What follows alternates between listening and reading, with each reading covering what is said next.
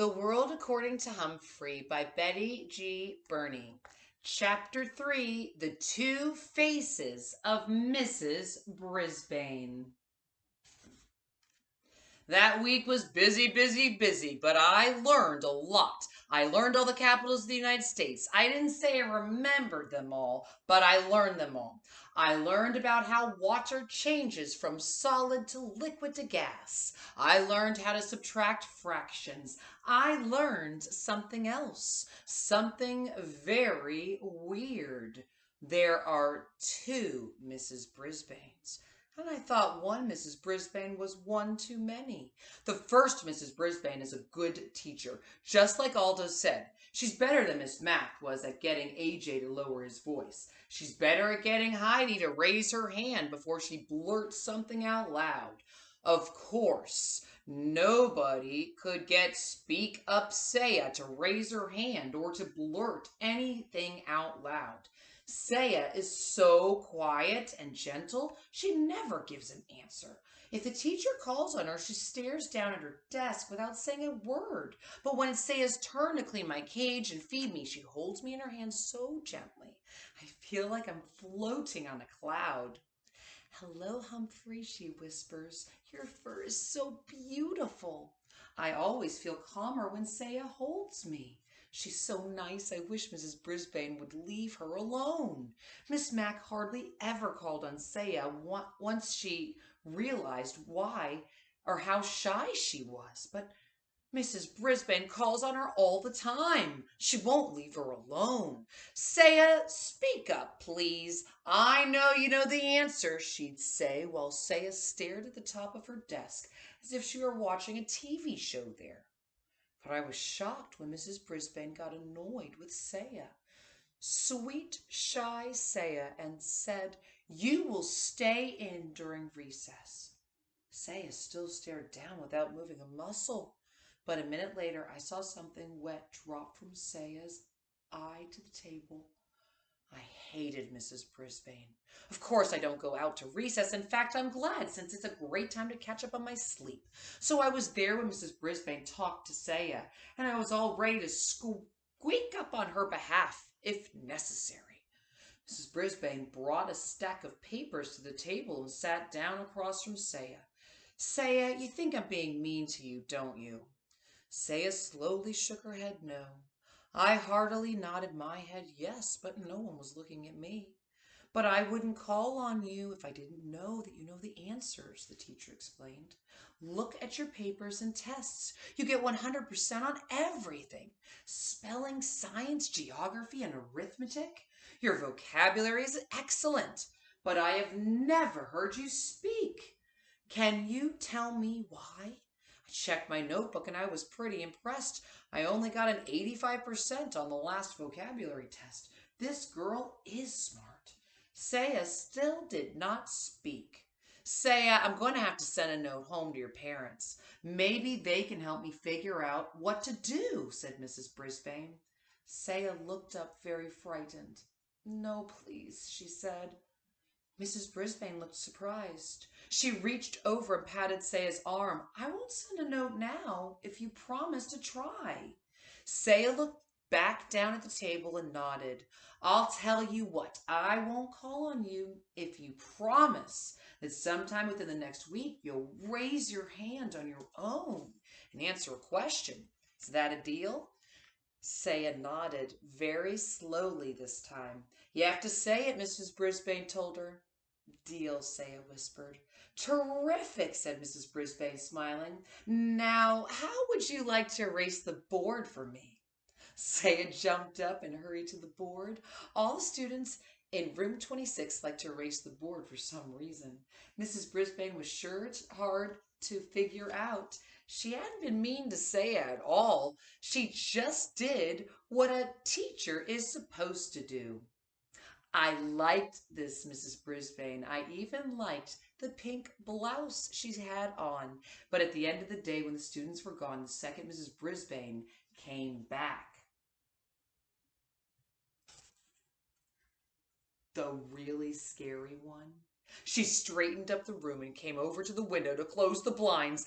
I could only hope that Aldo would open them for me later. She looked down and saw the table around me was messy.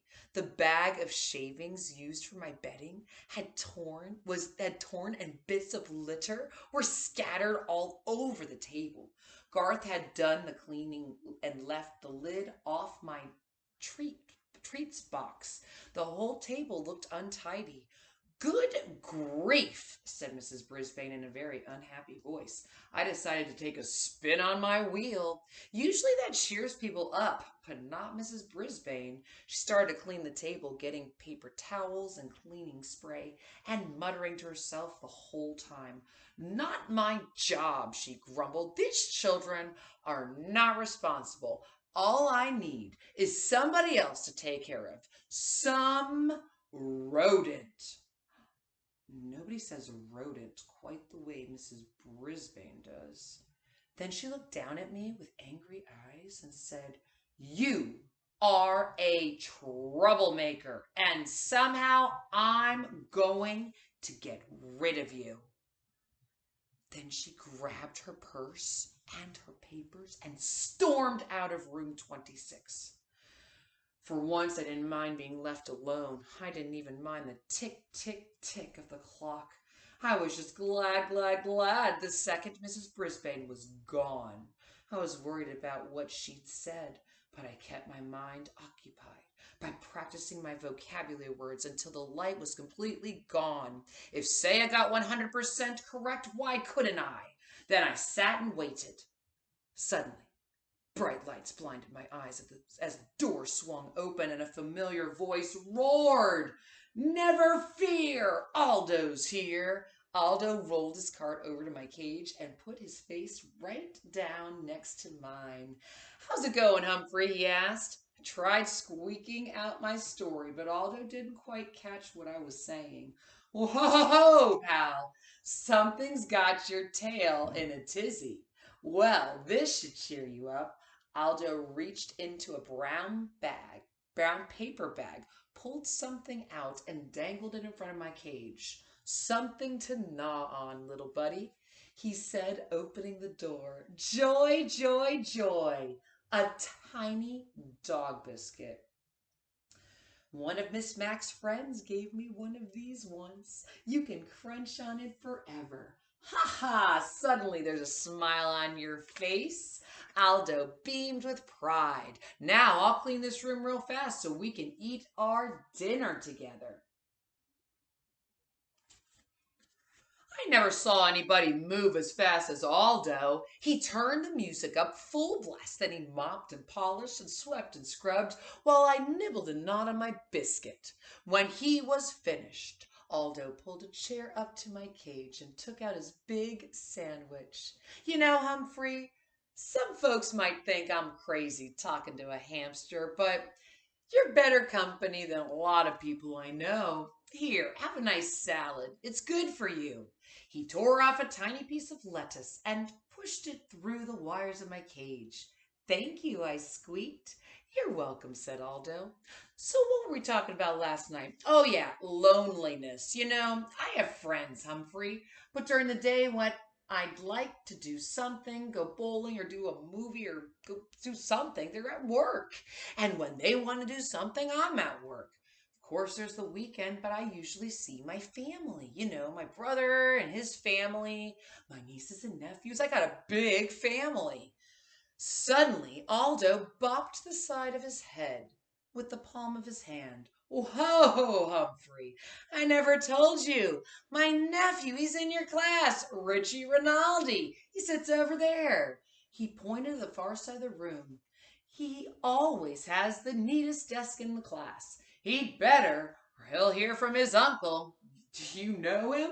Of course, I squeaked. Repeat that, please, Richie. One of the nicest boys in the class. But he mumbled a lot and usually had to repeat something 2 or 3 times to be understood. Aldo crunched his bag and tossed it into the trash can. Well, I'm out of here. You know, got a frog in room 16.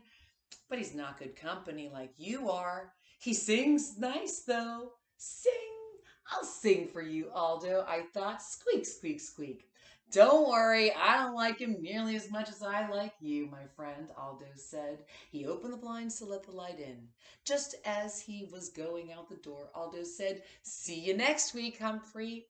Next week? A cold chill came over me. Tomorrow was Friday. When Miss Mack was in room 26, she took me home for the weekend. But if Mrs. Brisbane didn't take me home, I'd have 2 very long days and nights with no one, not even Aldo, to feed me or clean or chat with me, or even worse, what if Mrs. Brisbane did take me to her house? What fate would await me there? I had plenty to keep me busy the rest of the night, worrying about Mrs. Brisbane and how she planned to do away with me. Miss Mack, please come back. Tip 3. Hamsters enjoy a change in routine. Among their favorite activities are eating, grooming themselves, climbing, running, spinning, taking a nap, and being petted. This is from the Guide to the Care and Feeding of Hamsters by Dr. Harvey H. Hammer. And this is chapter 3 of The World According to Humphrey. And chapter 3 is called The Two Faces of Mrs. Brisbane.